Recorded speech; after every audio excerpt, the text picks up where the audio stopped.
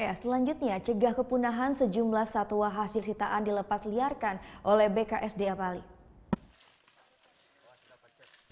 BKSDA Bali bersama Yayasan Pecinta Taman Nasional Bali Reptile Rescue dan sejumlah relawan lainnya melepas liarkan sejumlah satwa. Pelepas liaran satwa ini diawali dengan persembahyangan bersama dan pemercikan air suci kepada 7 ekor landak untuk mengawali rangkaian pelepas liaran satwa. Hal ini bertujuan agar prosesi pelepas liaran berjalan lancar dan satwa tersebut dapat tumbuh dengan baik di habitatnya.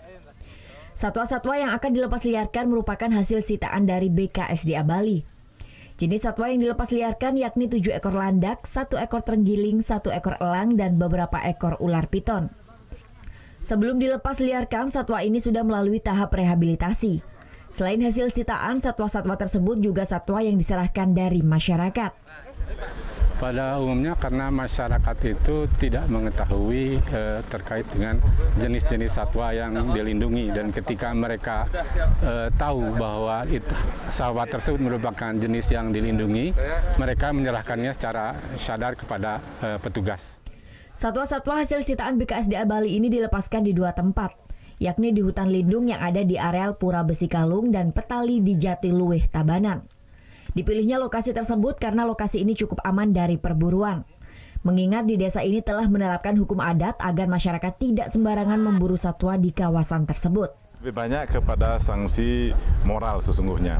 Dia kalau memang ada yang melanggar itu harus kena sanksi moral, juga ada sanksi berupa harus pengaturan guru piduke di hadapan Pelinggi Hagang di Kiring Besikalung. Pelepas liaran ini merupakan salah satu upaya konservasi untuk mencegah kepunahan dari satwa yang berada di Pulau Bali. Surya Sanjaya melaporkan untuk NET. Oh yang beneran? Oke. Nah, udah kan nonton beritanya? Jangan lupa di subscribe, di like, dan juga di komen ya akun YouTube dari Net Bali. Terima kasih udah subscribe. Yang belum, jangan sampai lupa. Di sebelah sini nih. Notif subscribe.